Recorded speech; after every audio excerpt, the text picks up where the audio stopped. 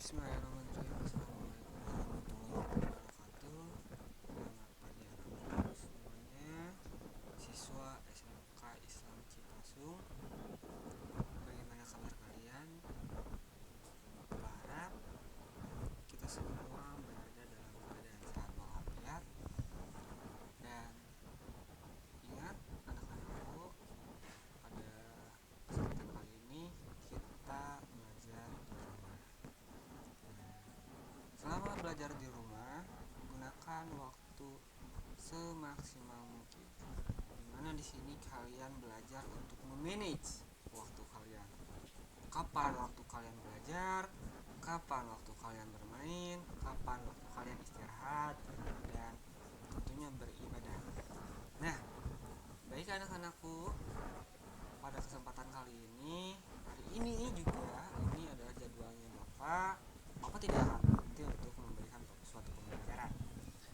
Untuk pembelajaran kali ini, kita akan membahas yang namanya memahami kebijakan pengelolaan keuangan. Jelas, setiap perusahaan punya kebijakannya, kebijakan masing-masing ya, untuk mengelola keuangan itu seperti apa. Ada yang kebijakannya per tahun itu harus surplus. Surplusnya itu hampir 75% atau untungnya 75%. Atau ada yang untungnya hanya 15%. Nah, ada juga yang keuntungannya itu 20 sampai 50. Ya syukur-syukur keuntungan bisa sampai 100%. Tapi banyak faktor yang menghambat. Nah, ini salah satunya adalah kebijakan, di mana kebijakan pengelolaan keuangan juga itu bisa berdampak pada pendapatan atau kondisi perusahaan, baik itu kondisi perusahaan nanti akan surplus atau defisit. Nah, baik anak-anakku, pada kesempatan kali ini kita akan bahas dulu, dasarnya ya, dasar pada kebijakan ini, kebijakan pengelolaan keuangan. Yang pertama adalah Undang-Undang Republik Indonesia Nomor 17 Tahun 2003, itu membahas tentang keuangan negara. Terus yang kedua adalah Undang-Undang Nomor 15 Tahun 2004 tentang pemeriksaan pengelolaan keuangan dan tanggung jawab keuangan negara. Lalu yang ketiga adalah Kepres ya, Nomor 72 Tahun 2004, ini tentang APBN. Lalu ada PMK Nomor 59 garis miring PMK garis miring 06 garis miring 2005 Sistem Akuntansi dan Pelaporan Pemerintah Pusat. Lalu PMK nomor 143 garis miring PMK 6 garis miring 2005 Pedoman Pembayaran dalam Pelaksanaan APBN. Nah, di sini kita jabarkan nih kebijakan pengelolaan keuangan. Yang pertama kita bagi dulu ya. Keuangan itu apa sih? Keuangan adalah seni dan ilmu dalam mengelola uang. Nah, itu menurut Dewi Utari dan kawan-kawan tahun 2014. Maka kemarin ketika pembelajaran pertama, kalian masih ingat bagaimana kalian mengelola uang dalam satu hari, dalam satu minggu, dalam satu bulan? Apakah uang tersebut surplus atau sisa gitu, ada sisa saldo, bukan sisa saldo, sisa uang. Apakah kurang, malahan pinjam ke teman? Nah, itu ya, salah satu contoh realitanya tiap orang itu tidak akan sama. Misalkan Novita dengan Nazina ya, satu hari itu misalkan dikasih 10.000. Kalau Nazna jajannya irit nih 5.000, pulang ke rumah sisa 5.000. Kalau Novita dari 10.000, karena Novita perempuan suka makan, hobi makan dan sebagainya, 8.000 jajan. Pas pulang haus, beli minum, sisanya 1.000. Atau misalkan ada lagi Cynthia ya, Cynthia dikasih 10.000, 10.000-nya habis.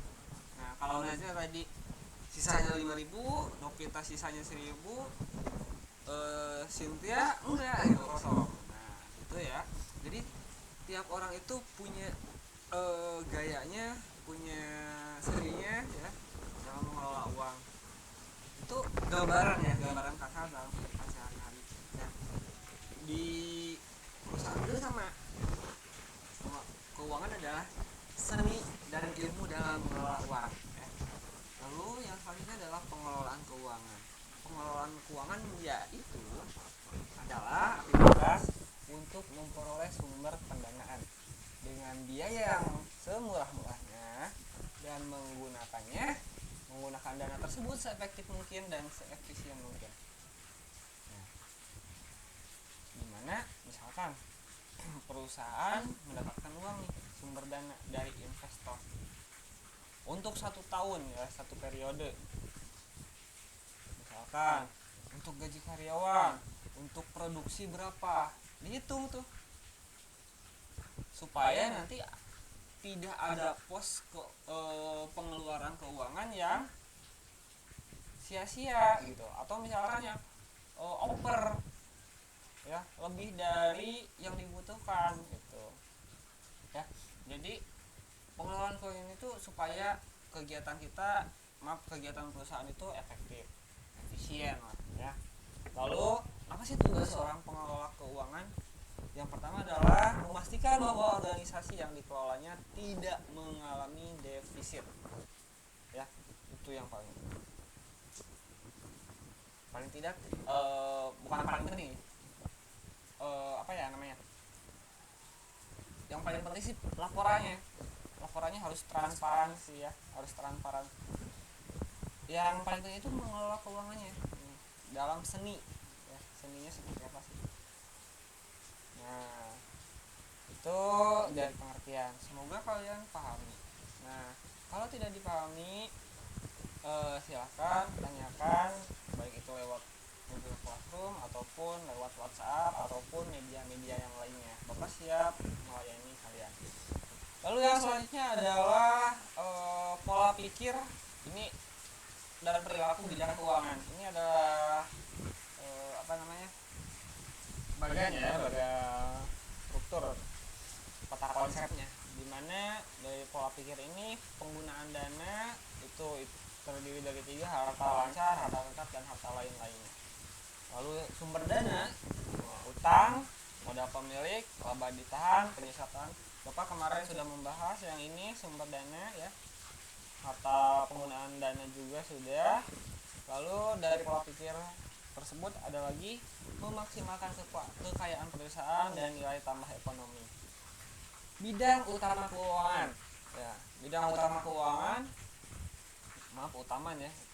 bidang utama keuangan menurut Dewi Utari dan kawan-kawan itu tahun 2014,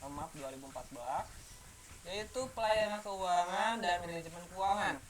Pelayanan keuangan merupakan semua organisasi yang membutuhkan bantuan perencanaan program keuangan dan memberi nasihat kepada pemilik dan pemimpin organisasi di bidang keuangan. Sedangkan manajemen keuangan artinya merencanakan, mengelola, dan mengendalikan kebutuhan serta penggunaan modal dalam organisasi, terutama organisasi bisnis ya. Jadi di sini ada 2 nih, pelayanan keuangan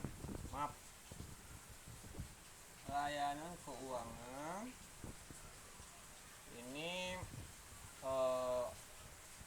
membutuhkan bantuan perencanaan ya, bidang perencanaan, di mana keuangan itu memberi nasihat ya, kepada pemilik ataupun pemimpin. Kalau manajemen keuangan ini ada beberapa tugasnya: merencanakan, mengelola, mengendalikan. Nah, itu ya. Ini pelayanan keuangan bukan cuma ya. Tugasnya yaitu memberikan nasihat kepada pemilik dan pimpinan organisasi, pemilik perusahaan ataupun pemimpin organisasi. Sedangkan manajemen keuangan itu yang pertama merencanakan, mengelola, dan mengendalikan kebutuhan penggunaan modal ya. Nah, di sini ada struktur organigram suatu perusahaan bisnis. Bapak ini bawa yang simpelnya saja dulu. Yang pertama, dalam suatu perusahaan bisnis itu diawasi oleh dewan direksi ya. Itu pengawasan Jadi setiap kebijakan perusahaan, setiap eh, laporan ya, terutama dalam 1 tahun itu dewan direksi harus mengetahui nih, ya harus mengetahui apa sih yang terjadi pada perusahaan, kondisinya seperti apa, kondisinya perusahaan sedang pilot nih, sedangkan dewan direksi tidak mengetahui. Nah itu berarti kurang komunikasi terhadap dewan direksi, atau baik itu apa namanya, dewan direksinya kurang optimal. Nah, dewan direksi ini mengawasi tugas atau kebijakan-kebijakan yang dikeluarkan oleh CEO, Presiden Executive Official. Maaf, Chief Executive Official. Lalu CEO ini punya wakilnya yang pertama adalah wakil presiden operasi, yang kedua wakil presiden keuangan atau CFO, yang ketiga wakil presiden pemasaran, di mana wakil presiden keuangan itu dibagi menjadi dua, yang pertama adalah bendahara, yang kedua adalah controller. Baik, tugas selanjutnya, materi selanjutnya mengenal manajerial keuangan. Manajerial keuangan menurut Dewi Utari dan kawan-kawan 2004 menyatakan pihak manajerial keuangan bisnis memiliki beberapa fungsi. Berikut gambaran umum fungsi manajemen keuangan. Yang pertama dilihat dari sudut pandang perusahaan. Ya. Fungsi manajemen menyajikan sumber dan penggunaan dana. Itu dari sudut pandang perusahaan. Kira-kira sumber dananya dari mana? Dari investor kah? Dari pinjaman modal kah? Atau lain-lain gitu. Lalu untuk apa dana tersebut digunakan? Dialokasikannya kemana? Nah itu dari sudut pandang perusahaan. Yang kedua bisa dilihat hubungannya dengan ilmu ekonomi. Nah, menyajikan penggunaan dana ya secara efisien dan output yang maksimal. Itu kalau hubungannya dengan ilmu ekonomi. Lalu selanjutnya hubungan dengan ilmu akuntansi. Nah, kalau ilmu akuntansi itu yang pertama menganalisa laporan.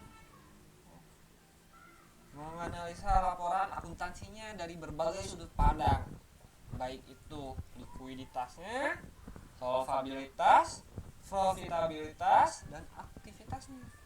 Ya, itu kalau dari sudut pandang ilmu akuntansi. Lalu yang selanjutnya adalah peran manajemen keuangan secara total. Lalu apa sih?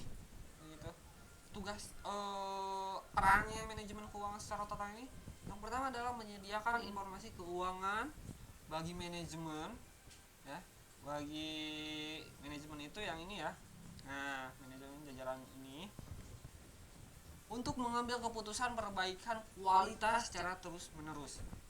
Nah, kalau misalkan suatu perusahaan sudah tahu keadaan keuangannya terpuruk, sedangkan langkah yang diambil oleh perusahaan tersebut tidak cepat tanggap menanggapi masalah tersebut, apa yang akan terjadi pada perusahaan tersebut?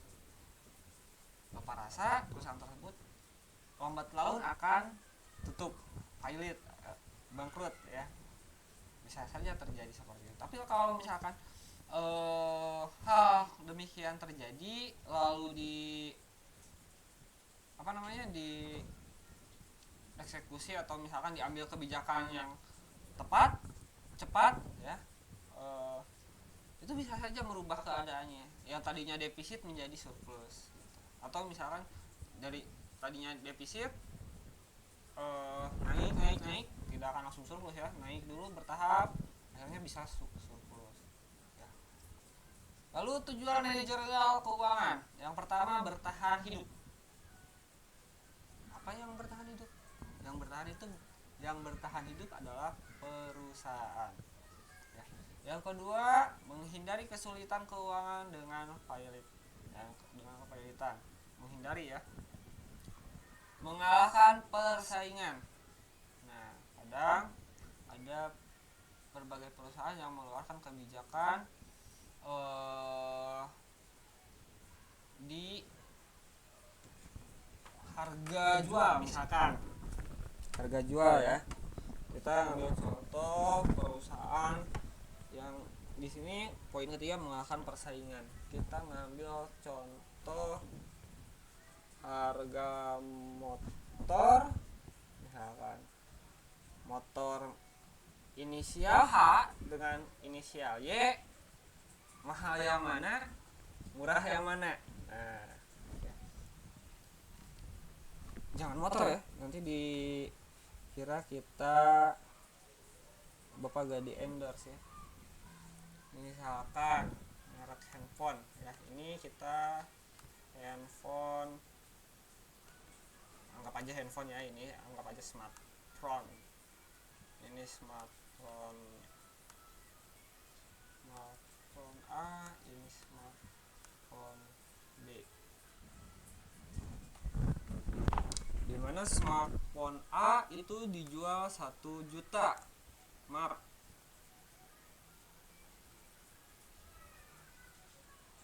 1 juta. Sedangkan smartphone B dijualnya 900.000 dengan kualitas yang tidak jauh beda dengan smartphone A. Nah, cuma ada beberapa kekurangannya. Ini dari perbedaan harga ini untuk mengalahkan persaingan gitu ya. Untuk mengalahkan persaingan. Lalu selanjutnya memaksimalkan penjualan. Yang selanjutnya meminimalkan biaya. Yang ketiga memaksimalkan keuntungan. Yang terakhir mempertahankan pertumbuhan keuntungan yang stabil.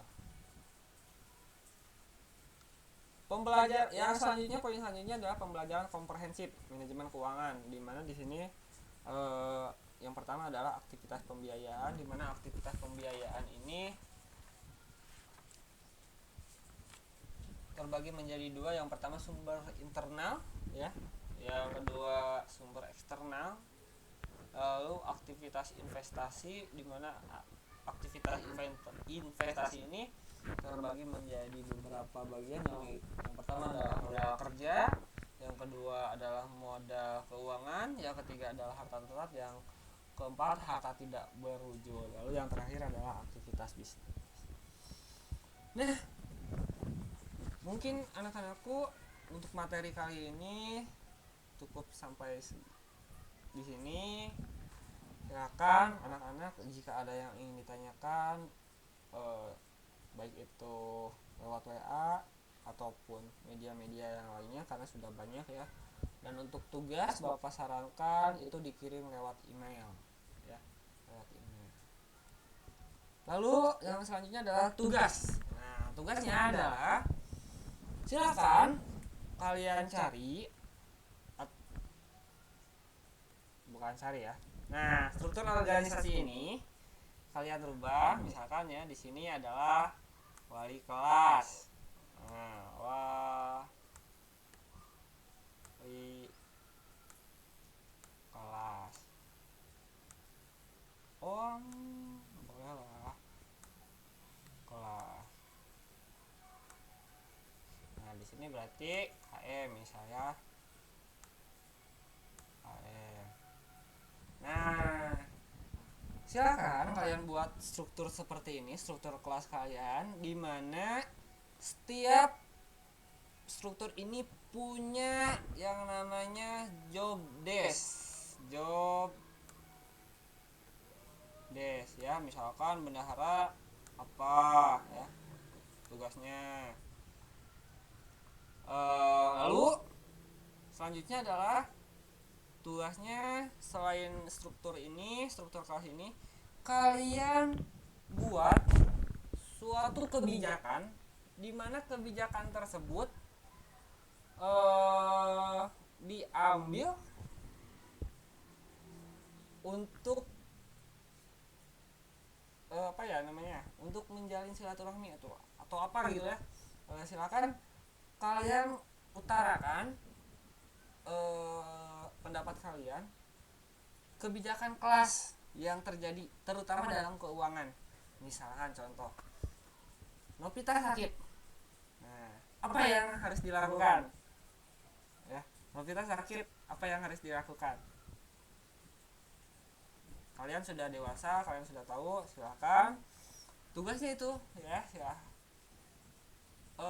baik itu di kertas nggak apa-apa, difoto pak, tugasnya difoto, dikirim di lewat email atau lewat WhatsApp nggak apa-apa, nomor sudah ada, baik itu di wali kelas ataupun di teman kalian yang sudah punya ya.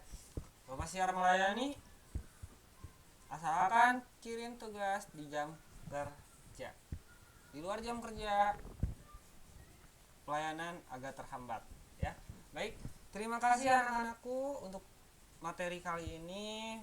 Bapak cukup sampai di sini.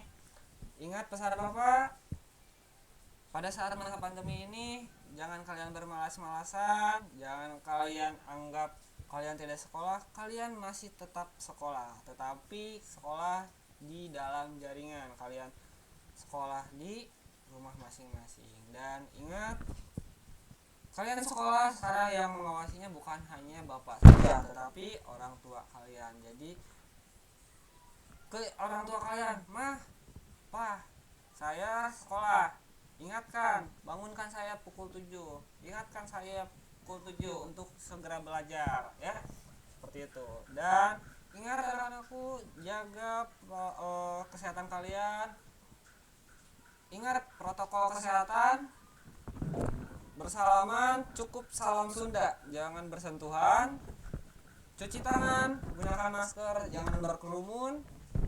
Dan sekian dari Bapak. Wassalamualaikum warahmatullahi wabarakatuh.